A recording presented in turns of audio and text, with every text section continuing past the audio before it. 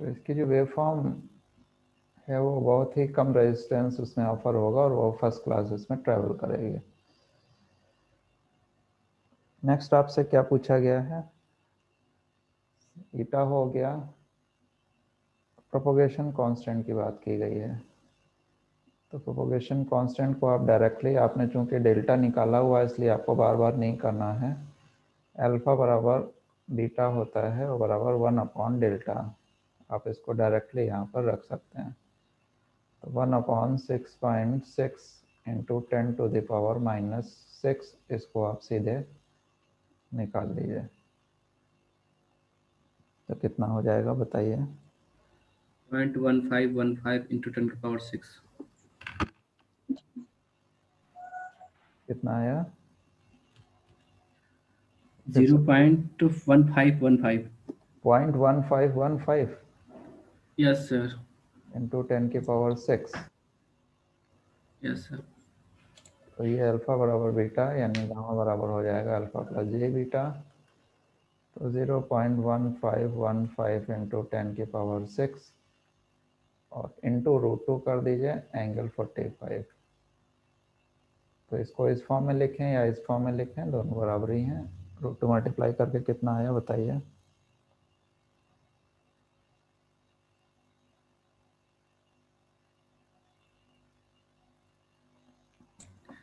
0.2142। 0.2142 into 10⁻6 है ना। Yes sir. Angle 45, इसकी यूनिट जो है पर मीटर ली जाती है, ध्यान रखिएगा। अलग अलग लिखेंगे तो नेपर की क्या हो, ये अल्फा की क्या होगी, नेपर पर मीटर। ये बार बार देखिए हम आपको बोल रहे हैं, सभी लोग ध्यान दे लीजिए। अल्फा की नेपर पर मीटर हम आपसे बोल रहे हैं और बीटा की क्या होती है, रेडियन पर मीटर। ये यूनिट आपसे अलग से पूछी जाती हैं।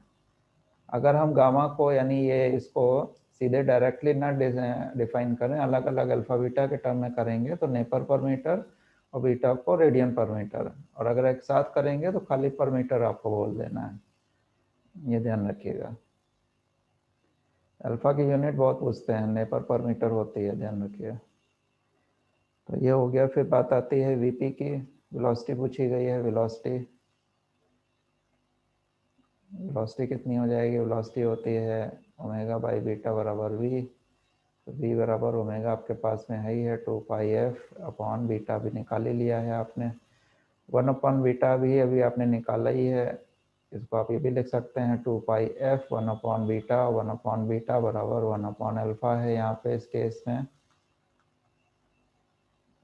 और 1/अल्फा बराबर क्या होता है 2πf डेल्टा। ये फार्मूले के रूप में भी पूछा गया है कई बार। यहाँ पर इसको ओमेगा में रख दीजिए, यहाँ पे देखिए 2πf की जगह ओमेगा रख दीजिए, ओमेगा डेल्टा। ये फार्मूला पूछा जा चुका है कई बार। इसको हम डब्बे में बंद कर देते हैं, लाल वाले डिब्बे में, और ये मोस्ट इम्पॉर्टेंट है। This is the most important formula. उसका डेरिवेशन भी यहाँ हमने कर दिया, ऑटोमेटिकली डेरिवेशन अपने आप ही हो गया। और यहाँ आप वेलोसिटी को आप कैलकुलेट भी करेंगे। तो v बराबर हो गया ओमेगा 2πf, कितना है ओमेगा, ओमेगा 100, यानी 100 इंटू 10⁻6। और डेल्टा की वैल्यू भी आप निकाल चुके हैं। डेल्टा कितना था, delta delta delta 6.6 into 10⁻⁻6।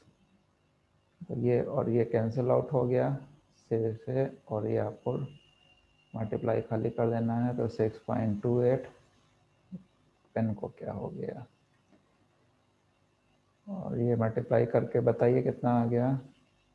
6.6 into 100 कितना आ गया, सॉल्व करिए। 41.44। 4144 100 से मल्टीप्लाई करेंगे तो ये आएगा ना 4144। नहीं सर, टोटल है 41.44। नहीं सर, टोटल कैसे, 4146.90। ऐसे ही आ जाएगा, 41.4। पॉइंट में कैसे आ जाएगा, पूरा 100 भी तो लिखा है, 100 को कहाँ छोड़ दिया। शेषन सर 36 जो लिखा है वो सही है, 41। 44.8। हाँ सही है, 4146.90 सही है सर। तो इतने मीटर पर सेकंड आपकी वेलोसिटी हो जाएगी। तो यहाँ पर देखिए, ये जो यही पूछा था और कुछ पूछा था इसमें? सब बता दिया हमने, सब कितना पूछा था। ईटा पूछ लिया, गामा पूछ लिया, वी पूछ लिया, ये हो गया है ना। अब यहाँ कुछ निष्कर्ष निकालेंगे, कंक्लूजन्स देखेंगे कि क्या क्या कंक्लूजन्स इसमें आ रहे हैं। ये भी एक चीज है, कंक्लूजन्स की हमारे फाइनली क्या चीज है इसमें। तो ये जो केस है, this is the good conductor case है। कैसा है ये? Good conductor. और ये एक्चुअली है क्या? दिस इज द कॉपर है। ये जो 58 होता है ये कॉपर का होता है, तो ये कॉपर है एक्चुअली में। तो कॉपर में आप अगर देखिए तो इसमें जो स्किन डेप्थ हमारी आ रही है वो बहुत कम आ रही है, 6.6 माइक्रोमीटर, पहली चीज। तो यहाँ लिख देते हैं वेरी लेस, यानी गुड कंडक्टर में स्किन डेप्थ हमारी बहुत कम आती है एट हाई फ्रीक्वेंसी। फ्रीक्वेंसी लिखना जरूरी है, हाई फ्रीक्वेंसी। यहाँ फ्रीक्वेंसी हमने कितनी ली है? 100 मेगाहर्ट्ज पे। ये किस पे निकाल रहे हैं? 100 मेगाहर्ट्ज पे। तो स्किन डेप्थ हमारी काफ़ी कम आती है कॉपर में, यानी कॉपर का जो एंटीना बनाएंगे उसमें स्किन डेप्थ ही आएगी।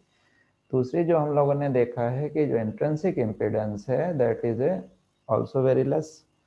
इंट्रिंसिक इम्पीडेंस आपका आया था 3.69 milli ohm. It is also very less. इसका मतलब है रेजिस्टेंस भी इसका जो है काफ़ी कम होता है। इसी फ्रीक्वेंसी की बात कर रहे हैं, यानी कॉपर में अगर आप देखेंगे तो उसका इंट्रिंसिक इम्पीडेंस भी मिली की रेंज में आएगा और ये डेल्टा भी आपका माइक्रो की रेंज में आएगा। फिर बात आती है वेलोसिटी की। एटेन्यूएशन की पहले देख लेते हैं। एटेन्यूएशन हमारा कितना आया था? अल्फा बराबर कितना आया था? अल्फा कितना आया था? अल्फा निकाला था, अल्फा अल्फा आया था 0.1515 इंटू 10⁻⁶। ओ माई गॉड। देखिए ध्यान दीजिए, यहाँ पे एक बड़ी इंपॉर्टेंट चीज़ आ गई। इसको हम लोग लिख सकते हैं 151.5 इंटू 10⁻3। 6 आया ना उधर, तो इसको हम लोग 10⁻3 नेपर पर मीटर। अब यहाँ देखिए, यहाँ पर alpha is very high. Alpha क्या आ रहा है? It's a very high. इसका मतलब क्या हुआ? इसका मतलब ये हुआ कि wave form will be highly attenuate, highly attenuate. मतलब समझिएगा यहाँ कि अगर कोई इलेक्ट्रोमैग्नेटिक वेव इस कॉपर कंडक्टर, जिसकी अभी हम लोगों ने एनालिसिस की है, इस फ्रीक्वेंसी पे अगर इस पे गिरती है तो वो बहुत ही जल्दी एट्यूनेट हो जाएगी, समाप्त हो जाएगी, खत्म हो जाएगी। अल्फा जो एटेन्यूएशन कांस्टेंट है that is A very high, very high. इसीलिए अगर आप अपना एंटीना, यानी मान लीजिए कि कोई आप इलेक्ट्रोमैग्नेटिक सिग्नल को रिसीव करना चाहते हैं, तो आप क्या चाहते हैं कि जो सिग्नल आ रहा है वो आपके पास आ जाए। इसका मतलब है वो सिग्नल एट्यूनेट हो जाए आपके पास। जैसे कोई गेंद है, कैच करते हैं आप, तो आप क्या अपना हाथ ऐसे ही बना लेते हैं कि गेंद आपके जो है इस बास्केट में आ जाए, हाथ वाले बास्केट में, और आप उसको कैच कर लें, रिसीव कर लें। इसी तरीके से वेवफॉर्म है कि वेवफॉर्म जब कॉपर के रॉड पे मान लीजिए इम्पिंज होगी, पड़ेगी, तो इस कॉपर वाली रॉड का काम यह होगा कि ये पूरी पूरी वेवफॉर्म को एट्यूनेट कर ले। पूरी पूरी वेवफॉर्म को क्या कर ले? एट्यूनेट कर ले, कैप्चर कर ले, खत्म कर दे, पूरी पूरी रिसीव कर ले। खाना पीना खा के जैसे खत्म नहीं कर देते हैं, उसी तरीके से खत्म कर दे। जब खत्म करेगी तभी उसके अंदर वोल्टेज इंड्यूस्ड होगा। जैसे आप खाना खाते हैं तो आपके अंदर एनर्जी आती है कि नहीं आती है? खाना नहीं खाएंगे तो डल पड़े रहेंगे, लेकिन जब किसी चीज़ को खा लेते हैं, ख़त्म कर देते हैं पूरे खाने को, तो उसके ही कैलकुलेशन से फिर एनर्जी जनरेट होती है। इन द सेम वे कि जब हमारे कॉपर की रॉड में कोई वेव आकर के टर्मिनेट होगी तो वो फिनिश हो जाएगी। अब वो आगे नहीं जाने वाली कहीं, उसको फिनिश हो गई। जब तक रॉड में जितनी वेवफॉर्म पड़ेगी वो सारी के सारी जो है उसी रॉड में फिनिश हो जाएगी। रॉड के बाहर वाली जो वेव होंगी वो नहीं, रॉड के ऊपर जितनी पड़ रही हैं उतनी फिनिश हो जाएंगे। और यही रे जो आपकी EM वेव है ये अंदर जा करके इंड्यूस्ड EMF को डेवलप करेगी और अंदर सर्किट में आगे प्रोसेस हो जाएगी, इससे हमारी करंट जनरेट हो जाएगी। This is the basic theory of the antenna. ये आपको ये बताता है कि एंटीना में किस तरीके से हमारा सिग्नल रिसीव होता है। लकड़ी में क्यों नहीं होता है? लकड़ी का एंटीना बना दीजिए, उसमें क्यों नहीं होता है? प्लास्टिक का बना दीजिए, उसमें क्यों नहीं होता है? कॉपर का ही, एल्युमिनियम का हम लोग कॉपर का महंगा पड़ेगा, कॉपर महंगा पड़ता है इसलिए हम लोग कॉपर का नहीं बनाते हैं, एल्युमिनियम का बनाते हैं। अदरवाइज कॉपर का बनाएंगे बहुत बढ़िया है, सिल्वर का बना दीजिए और बढ़िया है, गोल्ड का बना दीजिए बहुत बढ़िया है। लेकिन चूंकि महंगे हैं इस वजह से नहीं बनाते हैं। तो सबसे जो हल्का मटेरियल है और जो सबसे टिकाऊ भी है, सब मोड़ने में आसान है, लेंथ काटने में आसान है, सस्ता भी है, वो एल्युमिनियम है हमारे पास में। तो एल्युमिनियम का हम लोग बनाते हैं। तो मेन फंडा क्या है? मेन फंडामेंटल ये है कि कंडक्टर में attenuation constant must be high. Attenuation constant को हाई होना चाहिए अगर आप वेव को टर्मिनेट करना चाहते हैं, रिसीव करना चाहते हैं। और अगर नहीं रिसीव करना चाहते हैं तो एटेन्यूएशन कांस्टेंट 0 होना चाहिए। तो वो ट्रैवल करती चली जाएगी, आपकी तरफ देखेगी भी नहीं, वो भागती चली जाएगी, एटेन्यूएशन है ही नहीं उसमें। तो फ्री स्पेस में जब हम बात करते हैं तो फ्री स्पेस में हमारी वेवफॉर्म बहुत ट्रैवल करती चली जाती हैं क्योंकि वहां पर एटेन्यूएशन नहीं है, 0 है। लेकिन एंटीना के केस में it is a basic property that must be attenuate, waveform must be एट्यूनेट।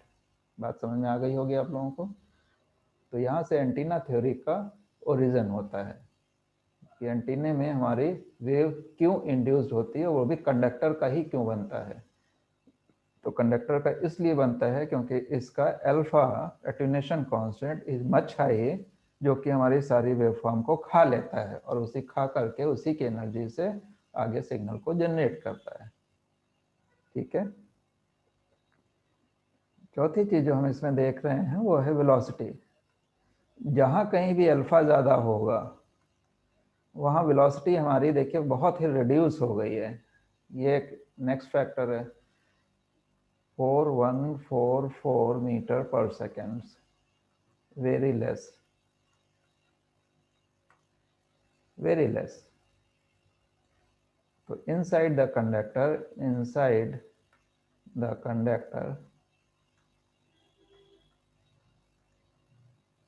velocity very less, inside the conductor velocity क्या हो जाती है? बहुत ही कम हो जाती है। तो कोई भी कंडक्टर है, मान लीजिए कोई कॉपर है, एल्युमिनियम है, तो इसमें वेवफॉर्म जो है बहुत ही धीमी स्पीड से चलेगी। अदरवाइज इसकी स्पीड क्या है फ्री स्पेस में?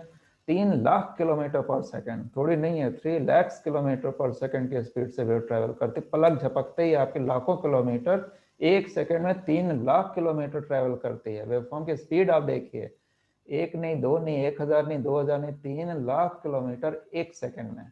इतनी स्पीड से हमारी वेवफॉर्म फ्री स्पेस में ट्रेवल करती है। लेकिन वही वेवफॉर्म जब इस कंडक्टर पे गिरेगी, इसी कंडक्टर पे जो भी आपने क्वेश्चन देखा है, यानी कॉपर के कंडक्टर पे जब ये गिरेगी तो कंडक्टर के अंदर इसकी स्पीड घट करके कितनी रह जाएगी?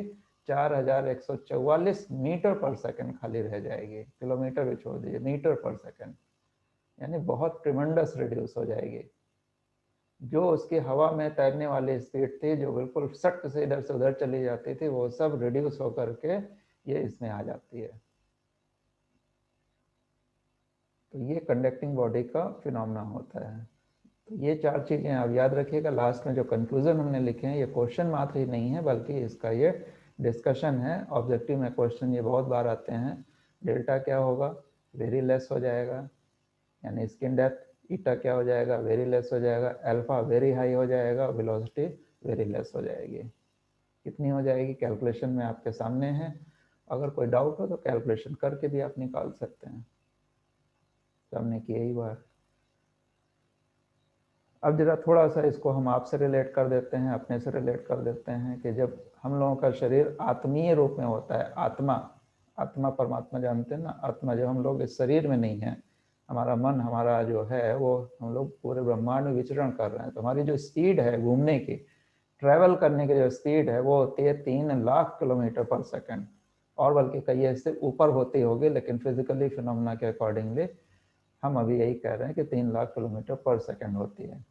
बट जब वही आत्मा किसी शरीर में आ जाती है तो हम लोग जो ये चाल फिर करते हैं बस इसी स्पीड में रह जाते हैं, 10 मीटर पर सेकंड। 1 सेकंड में 10 मीटर भी नहीं चलेंगे, 1 सेकंड में 1 मीटर आधा मीटर चल पाते हैं, इतनी स्पीड रिड्यूस हो जाती है। बस खाली अंतर क्या है कि हम किसी कंडक्टिंग बॉडी यानी अपने शरीर के अंदर आ गए तो हमारी स्पीड कम हो गई। एटेन्यूएशन जबरदस्त हो जाता है, यानी जो आत्मा होती है वो तो पूरी तरीके से कहीं भी चली जाएगी, उसको रोकने वाला कोई नहीं है, कोई पैदा ही नहीं हुआ आत्मा को रोकने वाला। लेकिन जब वो शरीर में आ जाती है तो पूरे पूरे उसका एटेन्यूएशन कांस्टेंट क्या हो गया, मैक्सिमम हो गया। यानी हम सब खा पी करके आत्मा को बराबर कर देते हैं, आत्मा नाम ही गायब कर देते हैं, इतना खा लेते हैं, उसको चबा लेते हैं आत्मा को कि कोई आत्मा की बात ही नहीं करता है। बस क्या कहते हैं, हम हैं, हम रह जाता है।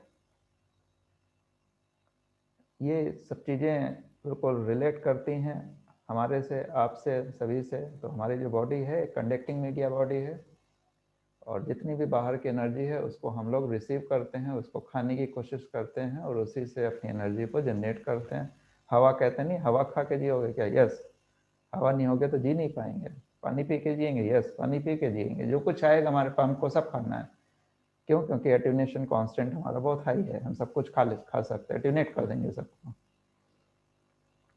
तो ये इसकी पूरी है कहानी थी। आज का लेक्चर हम लोग यहीं तक समाप्त करते हैं इसको। कल के लेक्चर में आगे फिर इससे कुछ बात करेंगे आगे। तो आज के लिए इतना ही। Thanks for watching. मिलते हैं कल आपसे।